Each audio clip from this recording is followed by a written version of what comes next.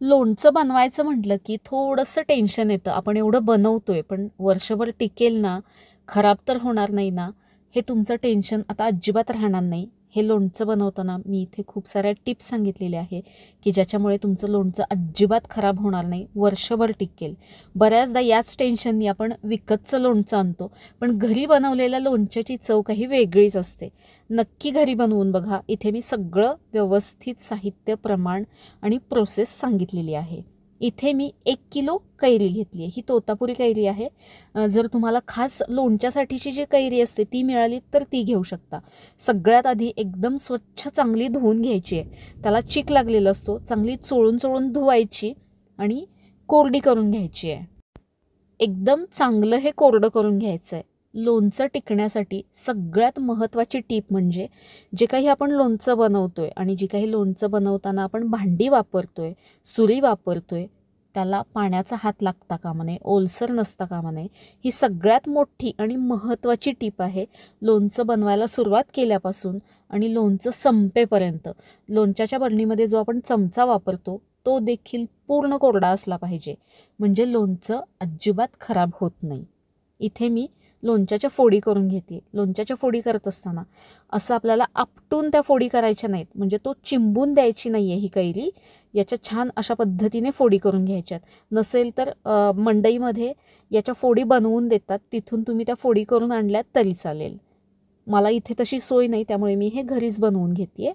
आणि यामध्ये जी तयार झालेली कोय आहे ही काढून घ्यायची आहे. शक्यतो लोणचं बनवण्यासाठी जी आपण कैरी वापरतो त्यामध्ये कोय तयार झालेली असली पाहिजे. अशा मी छोट्या छोट्या याच्या फोडी करून घेते, कारण ह्या छोट्या फोडी खायला पण बरं पडतं आणि लोणचं मुरायला लवकर याची मदत होते. त्यामुळे जास्ती मोठ्या फोडी मी याच्या ठेवत नाही आहे. मागच्या वर्षी पण आपण एक लोणच्याची रेसिपी बघितली आहे, त्याची लिंक मी डिस्क्रिप्शन बॉक्समध्ये देते. तुम्हाला ती पण बघायची असेल तर ती पण तुम्ही बघू शकता. या सगळ्या मी याच्या फोडी बनवून घेतल्यात. एका चाळणीमध्ये या फोडी काढून घेतल्यात. यामध्ये आता आपल्याला मीठ घालायचं आहे. आधी आपण लाल मिरचीचं लोणचं बनवलेलं, हे मी इथे हळदीतलं लोणचं बनवते आहे. यामध्ये 3 चमचे मीठ घालायचे. नेहमीचे आपले पोह्याचे जे चमचे असतात तेच चमचा मी इथे वापरलेला आहे. 3 चमचे मीठ घातलं आणि 2 चमचे हळद घालायचे. सगळं साहित्य मी या एकाच चमच्याच्या प्रमाणाने घेतलेलं आहे. हे सगळं मिक्स करायचं आणि 1-2 तासासाठी हे आपल्याला उन्हामध्ये ठेवायचं, म्हणजे याला पाणी सुटेल. जर तुमच्याकडे ऊन नसेल तर फॅन खाली तुम्ही 4 तासांसाठी ठेवू शकता. ऊन असेल तर कमी वेळ लागेल, कारण लगेच त्याला पाणी सुटतं. त्यामुळे 2 तास मी हे असंच बाहेर ठेवले. तोपर्यंत याच्यासाठी आपण एक फ्रेश मसाला बनवतोय. यामध्ये मी मोहरी घातली आहे. थोडीशी मोठी मोहरी असते ती घेतली आहे. चमच्याच्या प्रमाणाने म्हणाल तर 9 चमचे आहेत. पोह्याचे 9 चमचे आणि वजनी प्रमाण 50 ग्रॅम ही मोहरी मी घेतलेली आहे. मोहरी जास्त भाजायची नाही, कडवट चव लागते. हलकीशी पांढरट झाली की लगेचच काढून घ्यायची आणि थंड व्हायला ठेवायची आहे. आता बाकीचं साहित्य गरम करून घेते. याच पॅनमध्ये मी 2 चमचे धणे घेतलेत, 1 चमचा मेथी दाणे, अर्धा चमचा लवंग, अर्धा चमचा काळी मिरे घालायचे आहेत, 1 चमचा बडीशेप आणि 1 चमचा जिरे घालायचे आहेत. हे आपल्याला हलकंसं गरम करून घ्यायचं आहे. अजिबात जास्त भाजायचं नाही आहे. हलकंसं गरम झालं की गॅस लगेचच बंद करायचा आणि हे देखील पूर्ण थंड होऊ द्यायचं आहे. हे मसाले अगदी छान थंड झाले की मिक्सरच्या भांड्यामध्ये घालायचे आणि याची आपल्याला पूड बनवून घ्यायची. थोडीशी जाडसर अशीच ठेवायची, म्हणजे त्या लोणच्यामध्ये छान चव लागते. बाहेरून आणलेला विकत मसाला मी इथे वापरत नाही आहे. घरी बनवलेला फ्रेश मसाला लोणच्यामध्ये वापरून बघा, अप्रतिम अशी चव येते. इथे मी हा मसाला बनवून घेतला आहे. 2 तास हे मी उन्हामध्ये ठेवलं होतं. याला आता चांगलं पाणी सुटलं आहे. आता काय करायचं, दुसऱ्या एका मोठ्या प्लेटमध्ये या ज्या फोडी आहेत त्या काढून घ्यायच्या आणि अजून 2 ते 3 तासासाठी उन्हाला किंवा फॅन खाली सुकवून घ्यायच्यात, म्हणजे यातलं पाणी थोडंसं कोरडं झालं पाहिजे. फोडी या कोरड्या झाल्या पाहिजेत. इथे मसाला भाजून घेतलाय, बारीक करून घेतलाय. आता आपल्याला यामध्ये तेल गरम करून घ्यायचं आहे. 3 कप तेल मी यामध्ये घालते. 300 ग्रॅम तेल मी यामध्ये वापरलेलं आहे. कुठलंही लोणचं टिकवण्यासाठी त्यामध्ये तेलाचं प्रमाण जास्ती असणं गरजेचं आहे. याच्यामुळेच लोणचं वर्षभर किंवा जास्ती दिवस टिकण्यासाठी मदत होते. तेल अगदी कडकडीत गरम करून घ्यायचं आहे आपल्याला. त्यामध्ये थोडासा मी मसाला टाकून बघितला, अशा पद्धतीने होतोय. तेल छान गरम झालं आहे. मी आता याचा गॅस बंद करते आहे आणि हे तेल थोडंसं कोमट करून घ्यायचं आहे. एका बाउलमध्ये मी हा मसाला काढून घेतला आहे. यामध्येच मी 1 चमचा हळद घालते. सुरुवातीला पण आपण हळद लावून घेतली आहे, फक्त 1 चमचा यामध्ये घालायची आहे. हिंग घालायचं आहे अर्धा चमचा. 3 चमचे मोठं मीठ घालायचं यामध्ये. सुरुवातीला आपण कैरीला जे मीठ लावून ठेवलं होतं ते पाण्याबरोबर कमी होतं, त्यामुळे 3 चमचे मोठं मीठ आणि 1 चमचा साखर घातली आहे मी.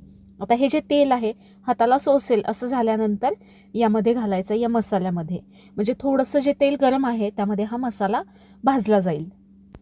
तेल अगदी कडक गरम जर यामध्ये घातलं तर हे सगळे पावडर मसाले आहेत ते करपून जातील आणि लोणच्याला कडवट चव लागेल. त्यामुळे हाताला सोसेल असं तेल झाल्यानंतर, त्याचं टेम्परेचर कमी झाल्यानंतर मग आपल्याला हे तेल यामध्ये घालायचं आहे आणि मसाला यामध्ये चांगला एकजीव करून घ्यायचा आहे. थोडं वेगळ्या चवीचं मी बनवते, त्यामुळे लाल तिखट यामध्ये घातलं नाही आहे मी. तुम्हाला पाहिजे असेल तर घालू शकता. इथे पाहताय तुम्ही कैरीच्या फोडी छान कोरड्या झाल्यात. आता या फोडी कोरड्या करून घेतल्यामुळे लोणचं खराब होण्याचं अजिबात टेन्शन नाही आहे. याला बुरशी येणार नाही. या फोडी आपण चांगल्या सुकवून घेतल्यात. आता हा मसाला पूर्ण चांगला थंड करून घ्यायचा आहे. त्यामध्ये मी थोड्याशा लसूण पाकळ्या घातल्यात 4 ते 5.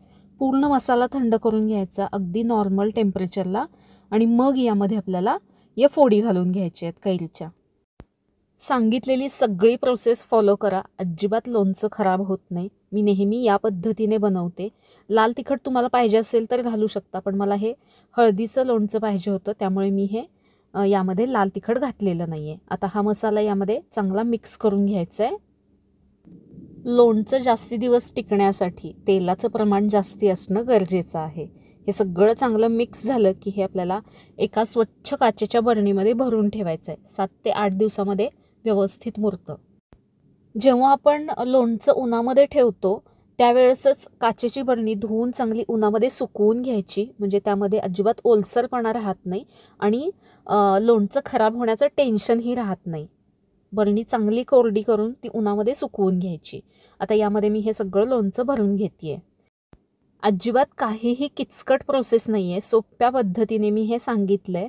सगळा मसाला मी वरती घालते आहे. आता सगळ्यात महत्त्वाची टिप म्हणजे जेव्हा आपण लोणचं बरणीमध्ये भरतो तेव्हा त्याच्यावरती तेलाचा तवंग असला पाहिजे. लोणच्याच्या फोडी ओपन राहिल्या नाही पाहिजे, त्याचा संपर्क हवेशी आला नाही पाहिजे, नाहीतर लोणच्याला बुरशी येते. नेहमी जेव्हा जेव्हा आपण यामधून लोणचं काढतो तेव्हा खात्री करायची की याच्यावरती तेलाचा थर आहे, फोडी ओपन राहिल्या नाही आहेत, फोडी आतमध्ये दाबून ठेवायच्या. आणि जेव्हा जेव्हा आपण लोणचं काढण्यासाठी जो चमचा वापरतो तो चांगला कोरडा असला पाहिजे. ही बरणी मोठी बाजूला ठेवायची. हवं तेवढं लोणचं एका छोट्या बरणीमध्ये काढून तुम्ही रोजच्या जेवणामध्ये ते घेऊ शकता. कशी वाटली ही लोणच्याची रेसिपी मला कमेंटमध्ये सांगा. आवडली असेल तर लाईक, शेअर, सबस्क्राईब करा. धन्यवाद.